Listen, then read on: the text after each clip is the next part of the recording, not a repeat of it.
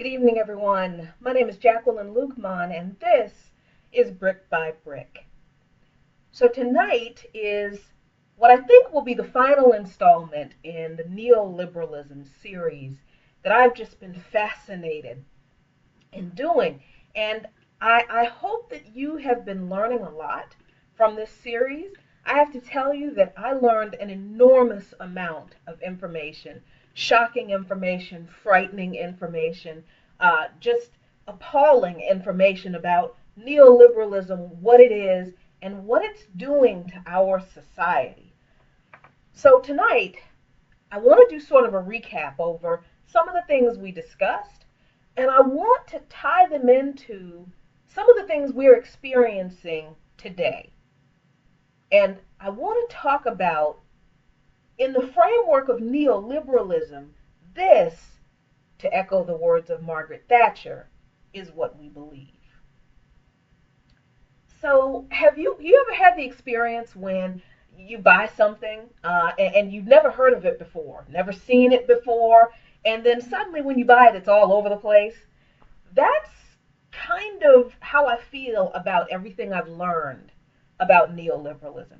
I didn't notice before any of the tentacles as they stretched and reached into society. I thought these different issues and problems were separate and unrelated events. But the more I learn about neoliberalism, the more I realize that all of it, almost everything we are fighting against in our current political climate, is a result, almost either directly or very closely but indirectly related to neoliberalism. And once you understand that, you will better understand what our real enemy is. And once you really understand our enemy, you will really be able to fight it. And honestly, I believed that as a leftist, as a progressive on the political spectrum, I thought I was pretty woke, but getting to the root of neoliberalism has taken me to an entirely new and different and deeper level of awareness. And I think it is a level of awareness that we all need to get to if we are really going to stage the revolution that some of us believe we need to have. So to make it plain and simple, neoliberal policy puts profits over people and the planet, in the misguided belief that the market is pure and it will ensure that everyone gets what everyone deserves.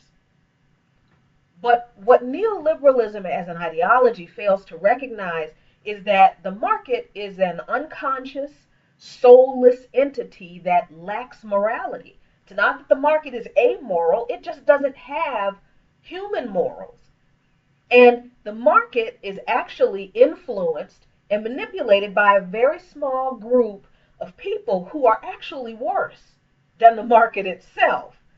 Because this very small group of people are power hungry, self-serving, and greedy to the point of knowing that their decisions cause misery and deny equality and a decent standard of living to everyone but them, but they make these decisions anyway.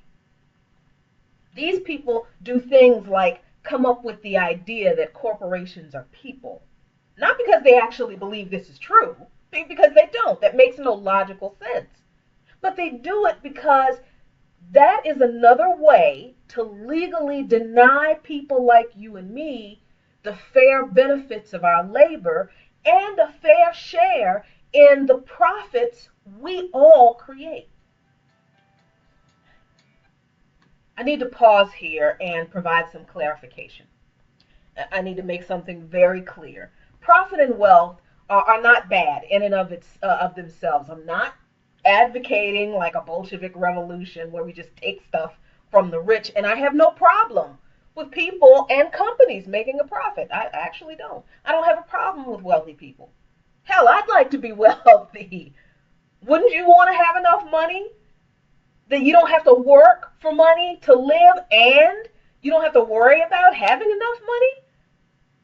Honestly, most of us do dream about being independently wealthy where we can either retire early and live our dream without money woes, or be able to afford to live out our passion and make a profit from that. Those aren't bad things. I think they are fine, perfectly normal human desires, dreams, and even goals to have. I don't have a problem with that whatsoever. The problem I have, and the problem inherent in neoliberal ideology, is that the market isn't concerned so much with healthy profits, or shall I say, the people who control and manipulate the market aren't concerned with healthy profits that are fairly gained by those who work hard for them. Those people aren't as concerned with healthy profit as they are with growth at any cost. And this is where things go bad. Before the full-scale deregulation that began in the Carter administration, remember we talked about that in the last neoliberalism episode, A2 Democrats. If you need a refresher, go back and look at it. The massive deregulation in this country started with the Carter administration, not Reagan. But before then, the government pretty much guaranteed that the airline industry, the trucking industry, and the rail industry would make a profit. Not an enormous profit, but they would make a profit. And the government could guarantee that because the government subsidized a portion of their services. But for the captains of those industries, the subsidies, coupled with the fares and the rates paid to them by customers, us, the American public, wasn't enough of a profit for them. So deregulation was pushed by economists and profiteers and lobbyists for each of these industries so the market could realize its full potential to grow without government restraints. And you know how the argument was put to us, right? That we needed more competition in the market because that would provide us with better services and cheaper prices. And that actually happened for a time in most of these industries. But the long-term effects are what the pro-free market advocates don't like to talk about. The fact that large established companies went out of business because they couldn't compete with the smaller companies that hired workers at lower wages. They didn't talk about the Americans who were left unemployed because of these free market strategies where nothing was regulated. They didn't talk about the lower wages that American workers had to be paid in order to compete with all of these other entities in the market.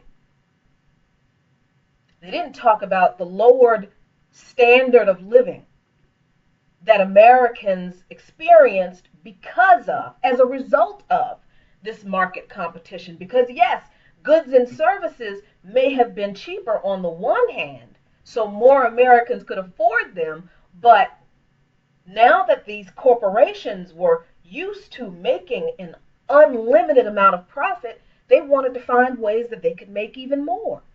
So they started charging customers fees for things that they never charged customers for before, like baggage fees on airlines and changed or canceled ticket fees or fuel surcharges. And of course, as the American workers are paid less, the American consumer can't afford these services anymore. So in the end, in the long run, the companies make record profits while the consumers shoulder the bill for the exorbitant cost of all the extra charges, all while earnings and benefits for employees haven't kept up with the growth in the corporation's ever-increasing profits that they're so proud of. Nancy Pelosi, while participating in a post-inauguration town hall on CNN a few months ago, accidentally said something quite profound and revealing. To paraphrase, she said that over the past 40 years, We've moved from a stakeholder economy to a shareholder economy. And that's what's most important. That's what she said was the most important development in the American economy over the past 40 years. Now, this seemed like a very innocent statement to me, unless you understand what the terms stakeholder and shareholder actually mean. Because stakeholder, or in the context of a stakeholder economy, means an economy where everyone who participates in the economy, that includes consumers and businesses, are seen as having an interest in the success of the economy. So that means it is in businesses' best interest to ensure that consumers can afford their products. And that's a two-way street. Not only do businesses have to price their products reasonably, but they also have to make sure that they pay their employees well enough to buy the products the employees are producing. One of the best examples of this in the early history of American industrialism was Henry Ford. Henry Ford paid his plant workers more money than people thought he should pay them. And when he was asked, why do you pay these people this much money? He said simply, the workers need to be able to afford the cars they make. Otherwise, no one is going to buy a Model T Ford. Somehow, we've gotten away from Henry Ford's thinking about how to include the American worker in the in the stakeholder economy. And now we've pushed the American worker, who is also the American consumer, out of the equation, and we have a shareholder economy. So what's the problem with the shareholder economy? Shareholder economy takes only the interests of the people, the very few people who can afford to own shares in the corporations, and I mean a majority of the shares in a corporation. Those people are the only perspective that anyone listens to. A shareholder economy is driven solely by the interests of the people who have enough money to buy enough of a deciding stake or share in a corporation. You and I, the American worker, the American consumer, are no longer in this equation. Shareholder economy shifts the focus beyond profit to growth. It ceases to become an issue of we need to make money, and now it's an issue of how much more money can we show we make every year.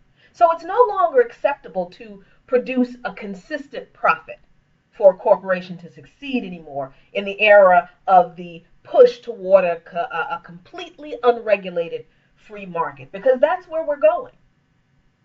Now, to meet the mandate of increased share price, the CEO has to produce growth. He has to prove growth in profit every year to remain viable to the investors. So if the corporation has saturated the market with their product and there's nothing new on the horizon that people want to get excited about to buy, revenue's basically been maxed out for that company. And once revenue's been maximized, the only place to turn to produce growth is in the reduction of expenses. And that's where cuts to employee benefits, salaries, and actual cuts to jobs come in. So what Nancy Pelosi failed to mention was that she and her party have supported this shift through legislation just as much as the Republicans have. But they always want to frame it as the other guy's problem. So because of this bipartisan support for an unregulated free market that advocates for profit growth every year at the expense of the stakeholders in the market, the American worker and the American consumer, now it's not uncommon for institutional investors to demand that CEOs move production facilities overseas. And they'll often pay for companies to do it. In essence, the CEO is almost blackmailed. And I almost don't want to make you feel bad for CEOs, but this is sort of the situation. In some instances where the CEO is almost blackmailed to comply with the technocrats or the institutional investors, that's what they're called, technocrats, to increase their profits, the investors' profits, or the CEO loses his job, which usually is not a big loss because they get a big fat severance package. That's bigger than what most of us make in a year or 10. Or worse, the investors will punish the CEO and the company for not moving its operations somewhere where they can pay people for cheap labor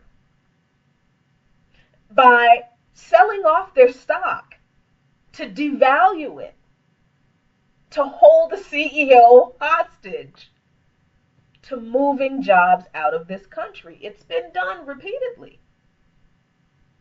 But that's only for the scenario where the CEO is concerned about his workforce and he doesn't want to go along with the thing, this neoliberalism scheme of moving operations to a cheap labor country, because most of the time CEOs and their board of directors are the ones who come up with a profit-driving scheme through benefit and job reduction and downsizing. This was actually evidenced most recently during the last election cycle, when the video of the Carrier CEO was addressing his employees, and he was talking about how Carrier had just made record profits.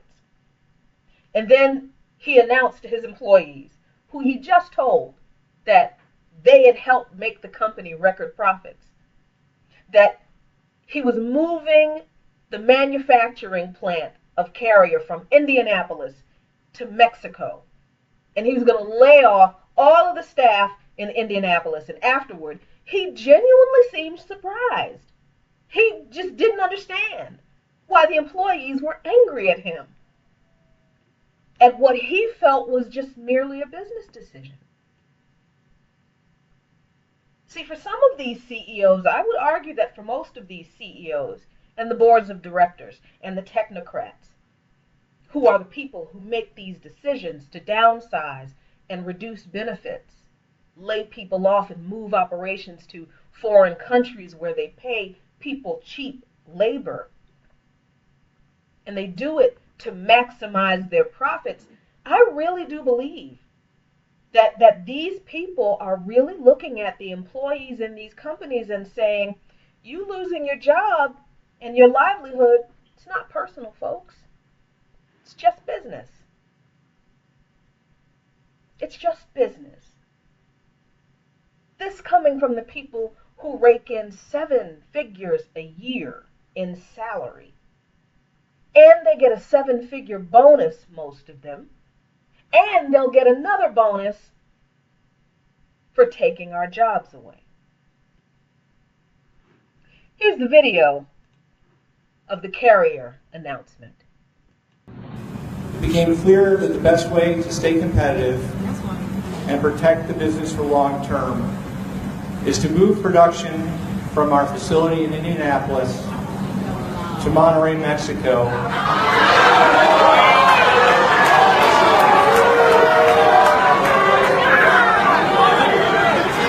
Here, where we have existing Carrier facilities.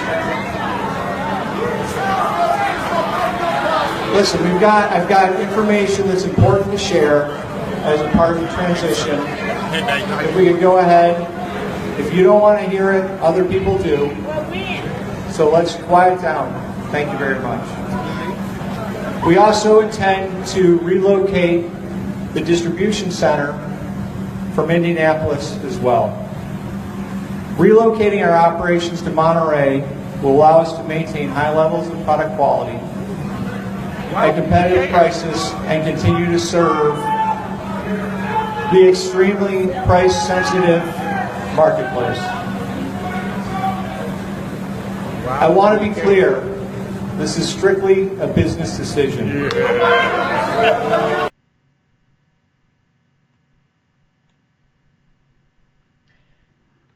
You know, it's very interesting what happened in this country politically after that video went viral. Because even though Donald Trump used this video, which went viral, to claim that he cut a deal to save those carrier jobs, what actually happened is emblematic of the kind of greedy gamesmanship that corporate heads play to line their pockets, all while they pull the rug out from under the American worker. What Trump did with this incident at Carrier is nothing more than what CEOs do all of the time. Excuse me. As a matter of fact, in the LA Times, there was an editorial about this very incident. And the editorialist said this about Donald Trump and this deal that he supposedly made. The video provided Trump with an irresistible opportunity to paint Carrier's flight as the product of ineffective democratic economic policies. Again, see, it's always the other guy. Never mind that the job retention program in Indianapolis was entirely under the control of the Republican State House, to wit, Trump's own eventual running mate, Governor Mike Pence. Trump promised that his administration wouldn't tolerate such corporate behavior. Indeed, that companies fleeing the U.S. from Mexico would face punitive consequences. But that is not at all what happened. Because things haven't worked out quite that way. To begin with, rather than facing punishment from President Trump, Carrier will garner a $7 million state tax break from Indiana over 10 years to keep 730 jobs in town, with no guarantee the jobs will even last that long.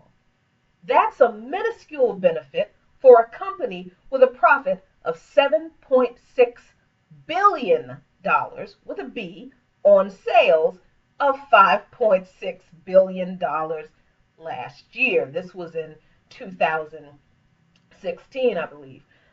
Excuse me. It's more telling that Carrier's parent, United Technology, gets 10% of its revenue from U.S. government contracts.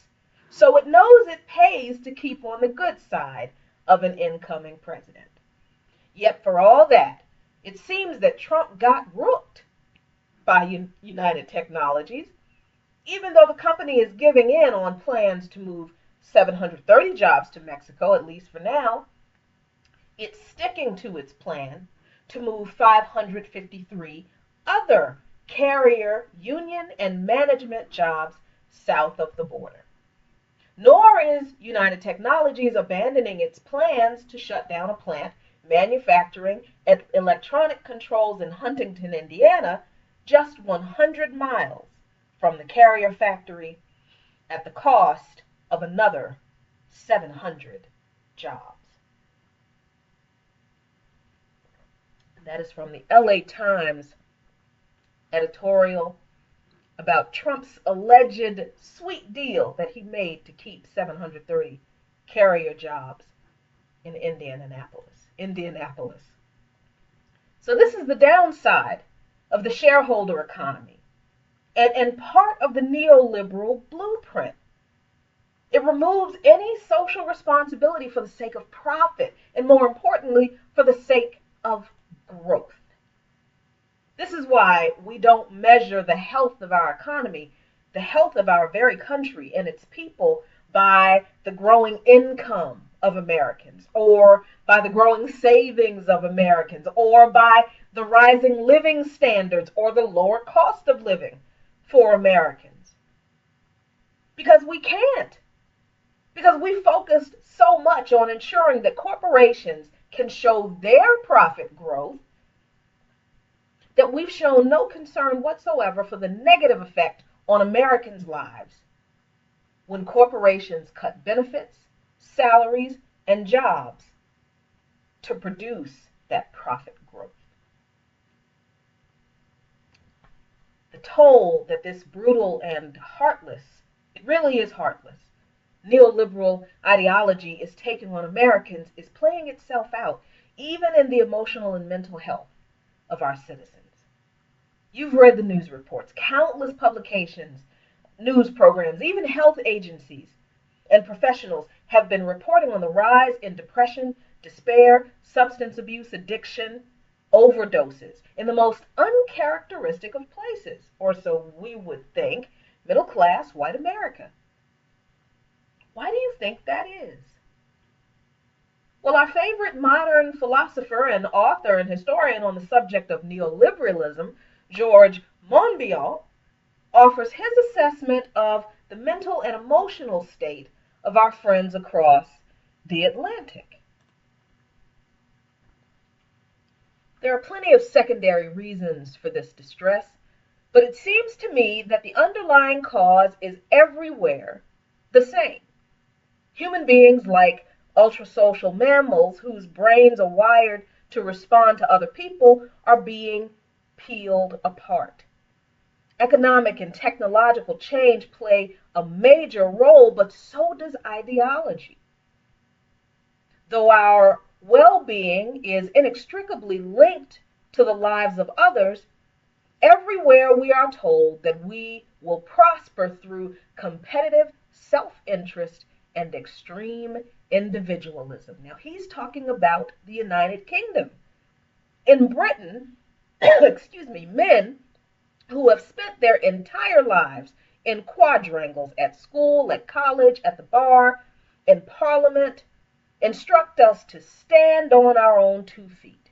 The education system becomes more brutally competitive by the year. Employment is a fight to the near death, with a multitude of other desperate people chasing ever fewer jobs. The modern overseers of the poor ascribe the individual blame to economic circumstances. Ascribe individual blame to economic circumstances. Endless competition on television feed impossible aspirations as real opportunities contract. And that is George Monbiot from Neoliberalism is Creating Loneliness. That's what's wrenching society apart in The Guardian magazine. Does that sound familiar? Doesn't that sound like the despair that's fueling the exploding heroin crisis in America right now? Neoliberalism is literally killing us. And we didn't even know what it was. It's not hard to see why, is it? If we really want to look. But so many of us still want to believe in the American dream, the viability of it, the possibility of it, that we can reach it. It's still just outside our grasp if we only work hard enough to reach it. And in the process, we're disappointed over and over again because we're told the problem is us. We're not working hard enough. We are not worthy enough. We don't want these goals badly enough, so we don't deserve them. And we die having dreams that were never realistic in the first place, unrealized, believing that the problem's been us and the whole time. The problem wasn't even a problem. It was an ideology that was turned up under us incrementally to the point where we almost didn't even notice it. Remember in our very first episode on neoliberalism, Boiled Frogs, when I talked about how you can put a frog in a pot of boiling water and it'll hop out because it doesn't want to die because it feels immediate pain. But if you put a frog in a pot of cold water and you turn the heat up incrementally, you can boil the frog alive. Because the frog doesn't register, he doesn't feel the incremental change in temperature. He's comfortable. And he's comfortable with it getting a little bit warmer, a little bit warmer, a little bit warmer, because it doesn't hurt until it's too late. That's what we are. We are boiled frogs in this neoliberalism stew. Remember the clip of Bernie Sanders going at Alan Greenspan on the disastrous impact of Greenspan's economic policies in 2006? This was before the financial market meltdown in 2008. I think this video is worth another look. Thank you. Mr. Sanders? Thank you, Madam Chair, and Mr. Greenspan, nice to see you again.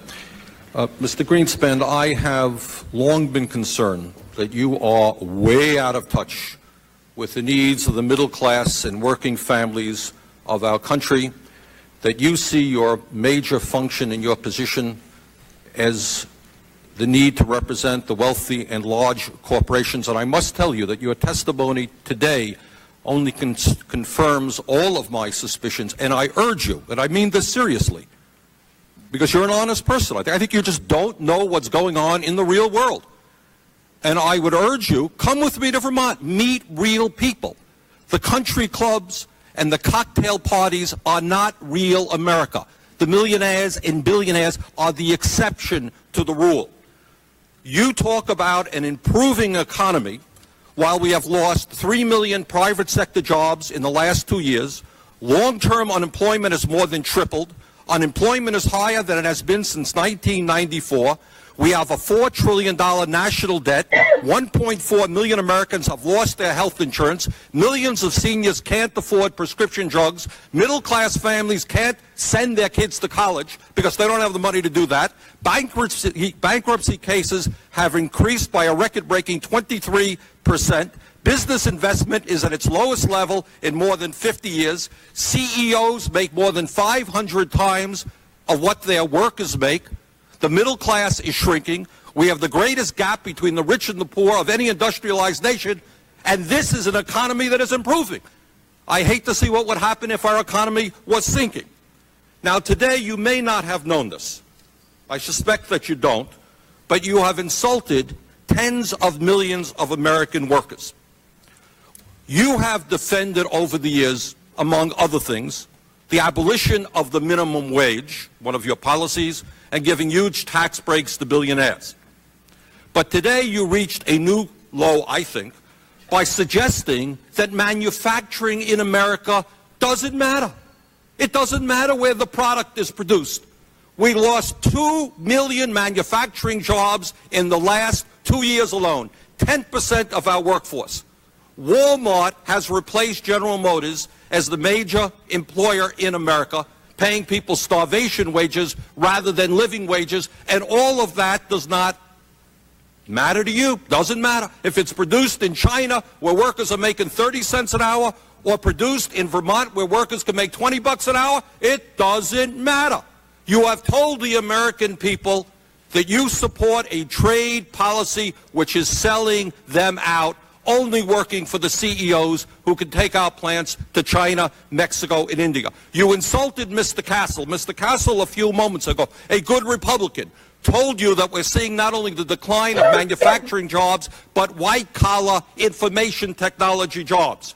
Forrester Research says that over the next 15 years, 3.3 million U.S. service industry jobs and 136 billion in wages will move offshore to India, Russia, China, and the Philippines. Does any of this matter to you? Do you give one whit of concern to the middle class and working families of this country? That's my question. Congressman, we have the highest standard of living in the world. No, we do not. You go to Scandinavia and you will find that people have a much higher standard of living in terms of education, health care, and decent paying jobs. Wrong, Mr. Greenspan. May I answer your question? You sure may. Thank you. For a major industrial country, we have created the most advanced technologies, the highest standard of living for a country of our size.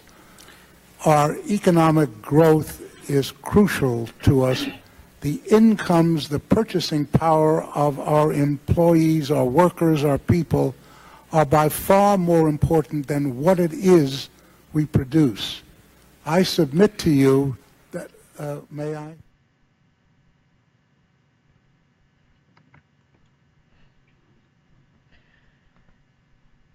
That's an amazing video to me. I think that video will be just an incredible bellwether in one of the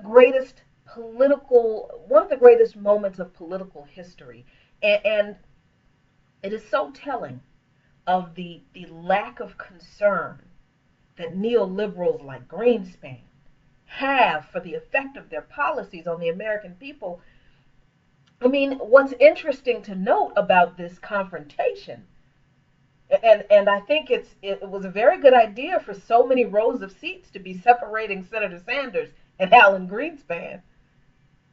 But we have the hindsight of viewing this confrontation in the history of neoliberalism and looking at Greenspan's response and to see how he and all neoliberalism claims success. It's in profit growth. It's in the robustness of the market, not in how many Americans were about to lose their homes, not in how many Americans couldn't afford to send their kids to college, not in how many Americans couldn't make ends meet and needed to rely on public assistance, but on the robustness of the market. Profit growth. This was the case in Chile and the rest of the Southern Cone countries in the 70s. However, their version of success didn't mean growth in economic prosperity for all, but growth in the economic prosperity only for the very few, namely the 1%. The shareholders. At this point in the timeline of neoliberalism, its proponents don't even mention the market giving people who are not shareholders anything by the market. They don't even try to lie about the trickle-down theory that was perpetrated by Reagan and Thatcher anymore. They always knew it wasn't true. And at this point, they feel like, why even bother? Because they literally do not care what happens to the rest of us. They don't even bother with the pretense anymore. Nick Hanauer, who's a billionaire venture capitalist of all people, presents the best argument against neoliberalism in his TED Talk video. It is astounding how significantly one idea can shape a society and its policies. Consider this one. If taxes on the rich go up, job creation will go down. But sometimes the ideas that we are certain are true are dead wrong.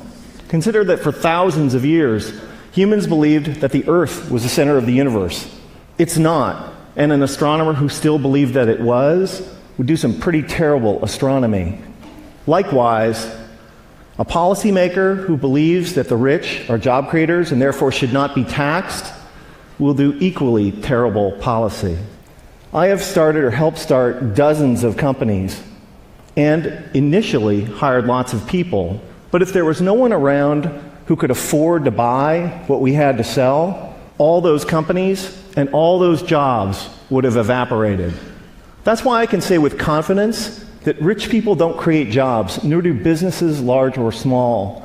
Jobs are a consequence of a circle of life-like feedback loop between customers and businesses. And only consumers can set in motion this virtuous cycle of increasing demand and hiring. In this sense, an ordinary consumer is more of a job creator than a capitalist like me. That's why when business people take credit for creating jobs, it's a little bit like squirrels taking credit for creating evolution. It's actually the other way around. Anyone who's ever run a business knows that hiring more people is a course of last resort for capitalists. It's what we do if and only if rising consumer demand requires it. And in this sense, calling ourselves job creators isn't just inaccurate, it's disingenuous. That's why our existing policies are so upside down.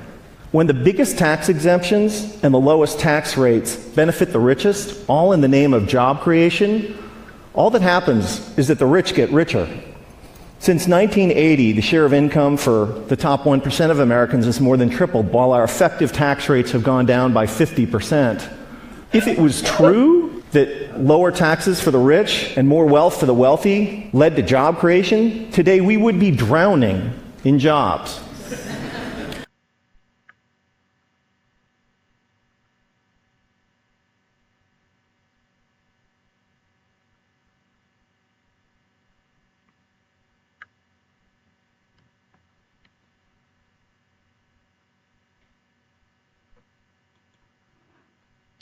I really wanted to leave that video, that last chart up for a few seconds so you could really, really notice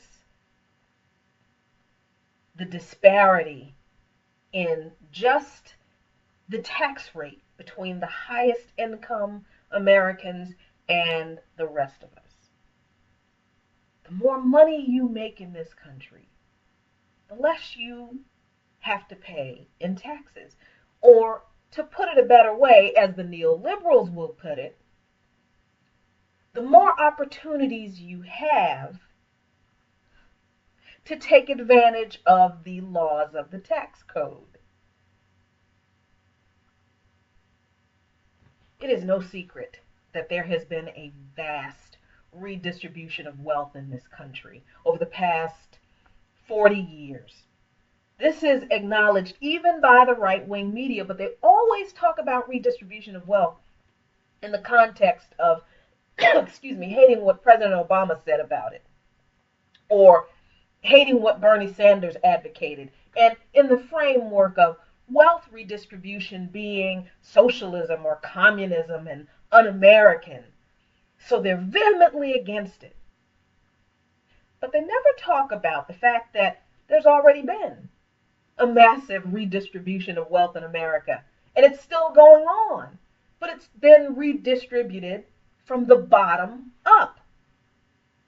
And of course, they never talk about the cause in a serious manner. In fact, politicians and pundits in either party almost never mention the word neoliberalism. The media and establishment will have you believe that all of this misery and inequality is the result of the specific sins of the other party, or the laziness and the greed of the other people. But in fact, it's the handiwork of the moneyed few and their paid minions who are raping us all of our futures as free men and women. See, politicians talk about liberty. The liberty we would have in the ability to participate in and to profit from a free market with little to no government interference or regulations. And they tell you that this is the concept expressed in our very founding documents. But what they don't tell you is that what's really happening is that the ability for you and me to be able to participate in the market is being slowly, incrementally taken away from us, with lowered wages, slow to no minimum wage growth over the past 30 years, fewer benefits, fewer jobs, less and less ability for us to support ourselves and our families. Freedom to participate in the market? Most Americans don't have $1,000 saved in the bank for an emergency. We don't have the luxury of participating in the market. And that is exactly how neoliberals designed it. So what do we do about this? What do we do about it? How do we fight it? How do we stop it? To start, let me remind you that every issue that is championed by the progressive movement is a direct result of neoliberal ideology imposed on us by the establishment. Every single issue: income inequality, free college tuition, single-payer health care, student loan forgiveness and reform, affordable housing availability and reform, increasing the minimum wage, demilitarizing the police, and enacting social and racial justice reforms. Every one of those issues, and any other you can think of that is a part of a progressive or leftist policy, are on the radar of progressives and leftists because the problems they address are the direct results of the massive economic and social inequalities created or made worse by neoliberal policies. How do they do that? Well, let's look once more at the three main tenets of neoliberalism, but in the context of what they look like today, so that you can understand and recognize what we're really talking about here. Privatization of public assets. The push for vouchers that are paid for with local taxpayer dollars to be used to pay tuition for private and charter schools, as opposed to having those funds go to public schools. Now, Arne Duncan was appointed to head the Department of Education under Obama. Nobody paid attention. Nobody thought that was a bad thing. Betsy DeVos has been appointed to head the Department of Education under Trump. Both are supporters of vouchers for charter schools and private schools, but most liberals only focus on DeVos because she's more aggressive and she's a Republican. But Rahm Emanuel, as mayor of Chicago, former chief of staff of President Obama, closed over 100 public schools in Chicago as mayor. And Emanuel is also a supporter of privatizing public school dollars for education. We have record levels of childhood poverty in the industrialized world, brought about by who? A Republican's welfare reform bill? No. President Bill Clinton's welfare reform bill.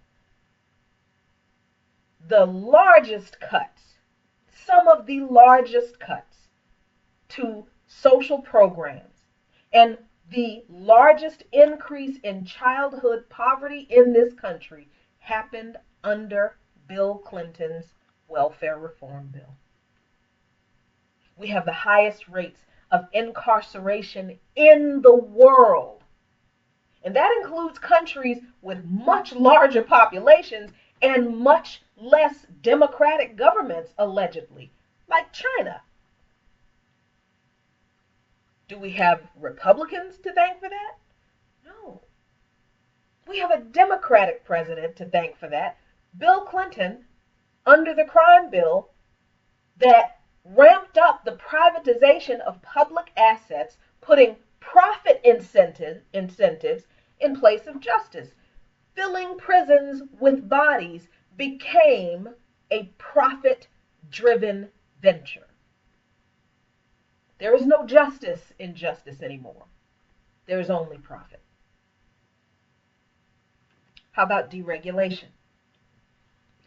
The proposed budget cuts from the Trump administration to the EPA honestly are nothing more than a massive deregulation scheme, with the intention of eliminating, through a wholesale lack of funding, every EPA regulation that you're usually hearing the Republicans say are curtailing businesses' ability to make profits, right? The government can't enforce environmental regulations it can't afford to investigate. And it certainly can't fine companies that violate them if there's no money to investigate violations. Trump's entire budget proposal actually is one enormous axe that he's planning on taking, that he's proposing on taking to existing government regulations. It's deregulation on steroids in one fell swoop by taking out the money to implement the regulations. It has yet to pass, but rest assured that is the intent. The intent is not to have a smaller government for your and my benefit. No. The intent is to have more of the pie for them and crumbs for us. But here's an interesting thing that many people miss. Obama also implemented the deregulation of the very industry that was responsible for the Great Recession in the first place, Wall Street. When Bill Clinton suffered an electoral reversal after his first 2 years in office, he abruptly embraced the corporate money guys who financed his congressional opposition. And then in 2013, following along with the Democratic neoliberal pattern,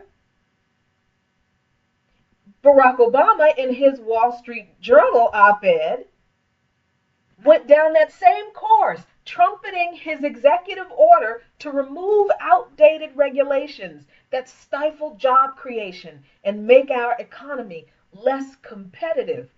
If I didn't tell you that it was Barack Obama who wrote that, you would think it was a Republican. This is why, again, remember, neoliberalism is not about the word liberal in the middle, not in relation to political ideology.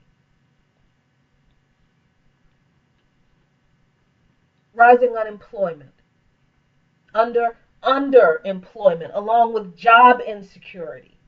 This is what deregulation leads to. Trade deals implemented by both political parties, but most notably by the Clinton administration, starting with NAFTA, that incentivized corporations to move jobs to cheap labor markets. Those are all results of deregulation. And those are all examples of when Republicans advanced deregulation schemes and when Democrats did it too, and we've lost. All of the American people who aren't the 1% have lost under both parties. How about the third leg in the neoliberalism table? Cuts to public services. What's the first thing that comes to mind? Flint, of course. The management of a public water service was handed over to a single emergency manager who wasn't voted on, who answered directly to the governor, who had the authority to overrule existing law. No oversight to his decisions. So he decided to save money for the city of Flint. He moved the water source from the existing Flint water source to the incredibly corrosive Flint River. The water in the Flint River was so corrosive that the auto manufacturing plant started bringing in bottled water and not using water from the Flint River in the plant because it was corroding the pipes. Now an entire city's population, children, are not only poisoned, but they have to pay water bills for the water that's poisoned them. And they're punished if they don't pay for the poisoned water. They're threatened now with having their homes taken away because they refuse to pay a bill that's shipping in water into their homes that's literally poisoning them. Oh, and by the way, the same man who was the emergency manager for Flint that handled the water services, he was the emergency manager for Flint Public Schools. Of course, a lot of talk has been made about Trump's proposed budget and the massive $1 trillion in cuts to social spending that he wants to make over the next 10 years. That's horrifying. And it's even more horrifying that a few days ago, his White House budget director, Mick Mulvaney, defended the cuts by saying, "We are not going to measure compassion by the number of programs or the people on them." I'm not even sure what that means, but it's horrible. It's a horrible way to defend a horrible proposed budget cut. Again, these are neoliberals we're talking about. There's no longer any pretense as to whether they care about what happens to you and me. They don't. But if that's shocking, in 2015, President Obama signed into law the 2014 Farm Bill that contained an $8.7 billion decrease in food stamp spending over 10 years, which would cause 850,000 households to lose an average of $90 per month. Now, I know that's not as horrible sounding as $1 trillion over 10 years, nor is it even as bad as the $20 to $35 billion the Republicans originally wanted to cut from the food stamp program in 2014. But somehow it was decided by the Democratic president that $90 a month in food for 850,000 American families was a reasonable sacrifice to make to appease the Republicans, to get what the Democrats wanted. Are you feeling like a boiled frog yet? You know what doesn't get cut? Defense spending. Defense spending increased under both Obama's administrations and in Trump's proposed budget. We all know about the 10% proposed increase in the defense budget.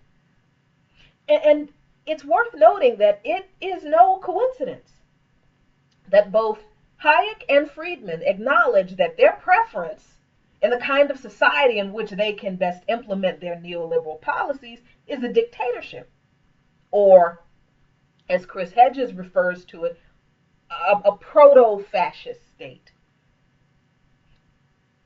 There's no coincidence that these people prefer a dictatorship, and the fact that there are now 17 states that have or are in the process of introducing legislation to criminalize peaceful protests today in America.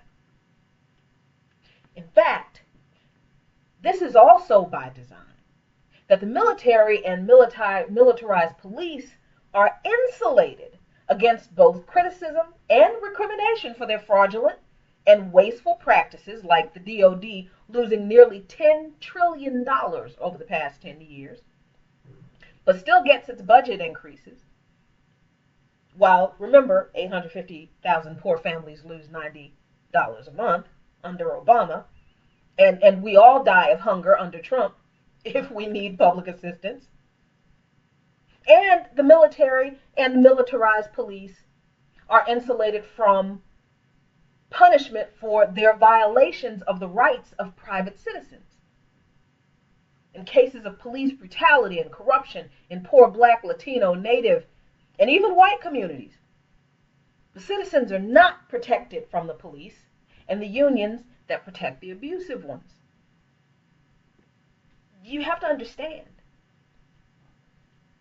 an avaricious, adversarial, militarized police force must be a facet of the neoliberal-centered society, because the rule of law, the iron-fisted rule of law, is what keeps us citizens from feeling like we have the ability to revolt.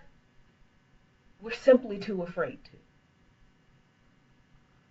And as angry as we might be that Trump has remained largely silent on the recent racist and xenophobic violence across his country, remember?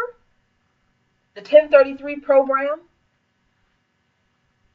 included in the 97 crime bill, came from Bill Clinton and Joe Biden to provide police departments with surplus military equipment. Remember the toothless response of the Obama administration to the relentless and now highly publicized attacks on people of color in American cities, because the attacks aren't new. The cell phone videos are. And on Native Americans and allies at Standing Rock. Both parties are invested in maintaining a robust, over-equipped, and adversarial law enforcement apparatus. But again, not to protect us from foreign enemies and lawlessness, rampant lawlessness within our borders, not what we're told. No, it is literally to shock people into compliance. Because the only difference between what was done then in Chile and what's being done now in America is that there's no military coup. But the neoliberals are using the agents of the state, the police and private security forces, to realize the same results. What was done in Chile happened in days. What's being done here has taken years, decades even, but it is the same playbook all the same. Make no mistake. And speaking of coups, let's be clear here. The pseudo-patriots, or rather nationalists, let's call them what they are, talk about American exceptionalism all the time. But we are truly exceptional in the world in practically only one thing, and that is regime change, which is another key component to the neoliberal playbook in the global expansion of the concept. The radical shift in foreign policy implemented by the Bush administration and continued by the Obama administration promoting regime change, primarily in the Middle East, was never about terrorism. That was made obvious by the fabricated intelligence to invade Iraq, but was it really just about oil? We seem to be satisfied with the narrative that this is a war for oil. But if it were really only about oil, then the return on investment has proven to be an unmitigated disaster, hasn't it been? So what if it were about a bigger prize? Regime change has been a part of the neoliberal toolkit since 1973. Donald Rumsfeld, was an acolyte of Friedman and the architect of shock and awe in Iraq. The favored method of Friedman, shocking a society and its people, distracting them with this shocking fabricated action over here so that you don't notice what I'm doing to your economy over there. So that you don't notice that I'm curtailing your freedoms over there. Given the proven failure of Iraq and the resulting spread of terrorism, why then would we pursue the same strategy in Libya and Syria to the extent of arming our enemies, if not to implement neoliberalism by force, as it was achieved in Chile and elsewhere? But you see, these are moral questions that you and I ask. Neoliberalism is not based on or concerned with morals. While we're on the subject of the 2016 election cycle, it's worth acknowledging that the overwhelming support of millennials for the Bernie Sanders campaign, in light of the history we've covered in this series, we have to talk about that. We have to talk about why it happened. What motivated millennials to sign up for Bernie's political revolution in vast, unprecedented numbers, above and beyond almost every other generation? Well, as we pointed out in our first episode, the incremental implementation of neoliberal policies has happened in slow motion since the 70s. So while the vast majority of us were asleep or distracted, we barely noticed the cumulative effect of these incremental changes. But the millennial generation were the frogs, confronted with the boiling pot of water, and they just refused to jump in.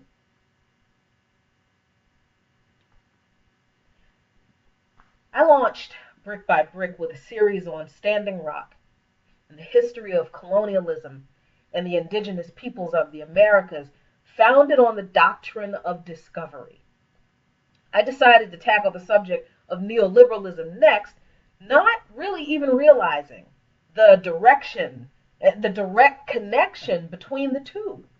I knew there was some, but I wasn't quite sure how extensive it was. And I have been shocked by what I've uncovered. Because you see, neoliberalism is also a direct extension of the history of colonialism and imperialism. Why do I say that? Because as colonialism and imperialism died off with the fall of the British Empire and nationalist movements around the globe in the middle of the last century, neoliberalism filled that void of exploitation, with corporations and the market taking the place of traditional imperial powers. This is why understanding neoliberalism is important in America and in the UK and in the rest of the world. But for us, we're being colonized by corporations in our own country. And after we've ravaged so many countries with this neoliberal nightmare, there is no one left to save us but us.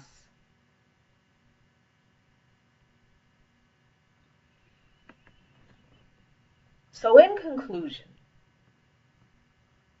let me tell you what we believe about neoliberalism.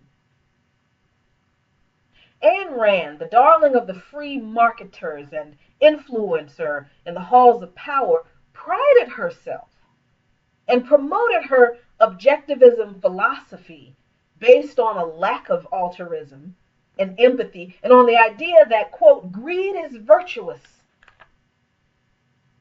end quote. She idolized and corresponded with a serial killer that brutally dismembered a child and referred to the serial killer in her letters to him as a Superman because he followed and satisfied his own desires above any concern for others. She doodled hearts on her notes about Nietzsche, whose philosophy validated her own narcissism. And we have American politicians and politicians in our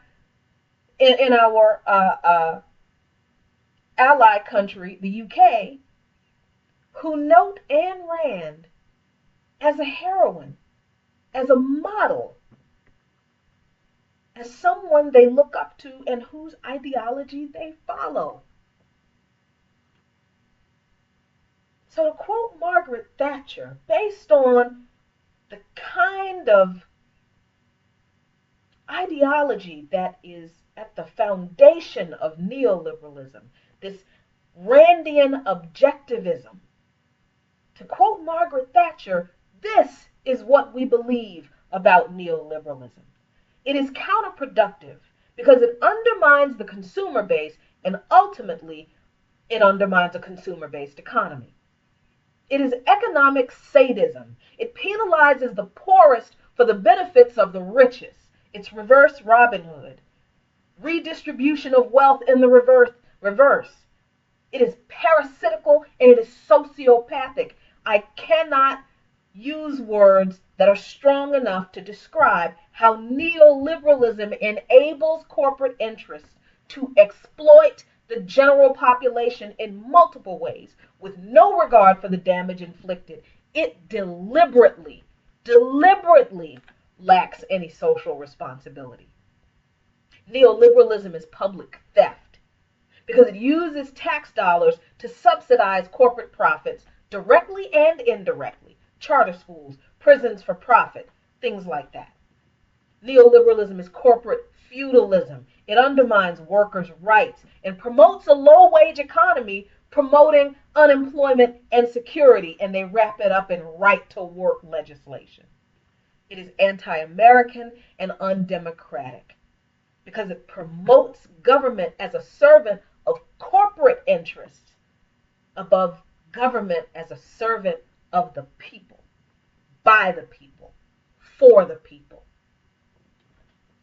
Neoliberalism is neocolonialism because of its exploitation of workers and natural resources around the globe for the enrichment of the elite.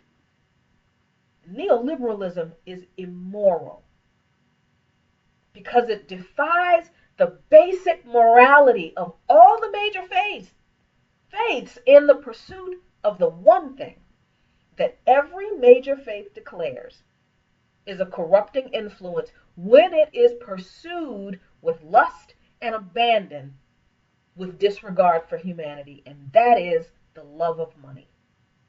Not money itself, but the lust for money, the love of money. So again, I ask, what do we do about this? We pay attention to the policies of politicians of both parties. Don't just hate the person who's not the representative of your favorite party. Scrutinize the stances of every candidate who wants to represent you on the issues, especially the issues of privatization, deregulation, social spending, and foreign policy. Be concerned with the welfare of people who are not like you. We all vote based on our own self-interest. We do. But understand this. Any legislation that is enacted to hurt another group of people will eventually be used to hurt you too. Another thing we can do, attend town halls, write your representatives, call their offices, express your displeasure at their policies, make your voice heard. Don't be a stranger, reach out.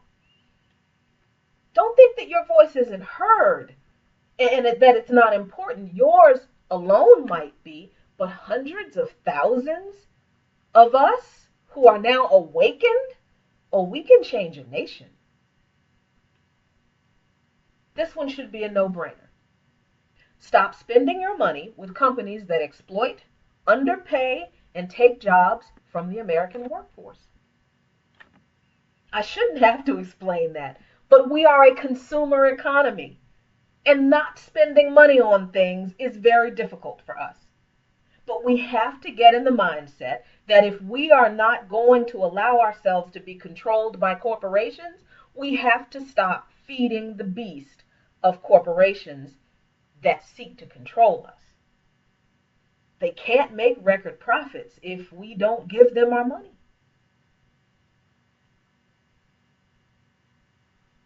Finally, don't tune others out when they're discussing issues that affect them that you don't understand.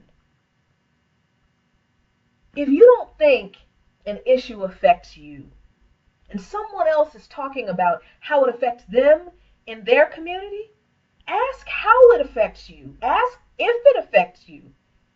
If you don't think it should matter to you, ask why these people think that it should. It's one thing if you don't care and you just admit that you don't care what happens to people. I'm actually fine with that. At least I know how you feel about me from the door. But it's another thing if you do care, but you don't know where you fit in the fight. And I believe that's why so many people don't want to hear the pain and the suffering and the struggles of other groups of people under this neoliberalism implementation and ideology and regime. It's because people feel powerless to do anything, and people don't know where they fit in this fight. So instead of shutting people out because you don't know where you fit and because you feel powerless, ask where you fit. Ask where you can help. Ask what you can do. In his book, People of the Lie, Scott Peck identifies narcissism as the cause of evil in the world. Specifically, he identifies narcissistic personality disorder and sociopathic behavior. Neoliberalism is essentially institutionalized and legislated narcissism, and the resulting evil is self-evident, isn't it? I mean, by their own admission, modern-day neoliberals are the products of their self-serving agenda, with their roots in Ayn Rand's objectivism and their rejection of any concerns over social responsibility. And they're not even pretending to care anymore. These neoliberals in both parties and their corporate masters, they may not be concerned with social responsibility, but we must be, in order to stop their onslaught. If we do not stop them, we will become the feudal states of America, the corporate states of America. Understand that that is exactly what they want us to be.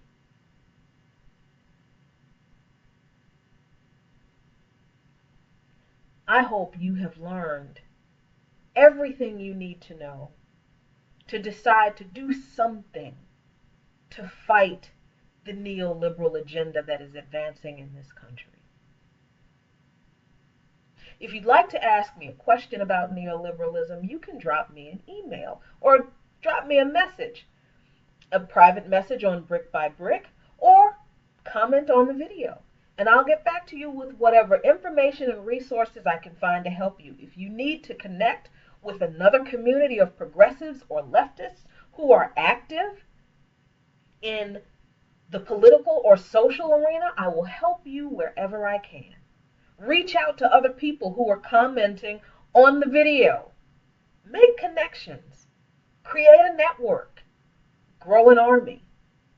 And be prepared to fight for what is rightfully ours, our future in the United States of America.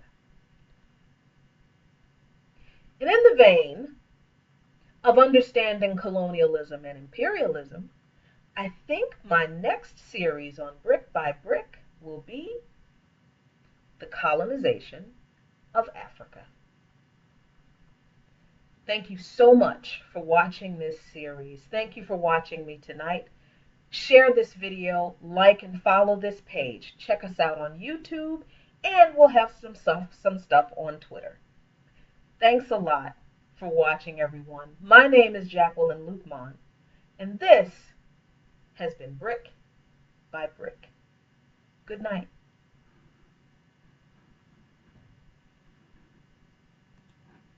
Building it brick by brick.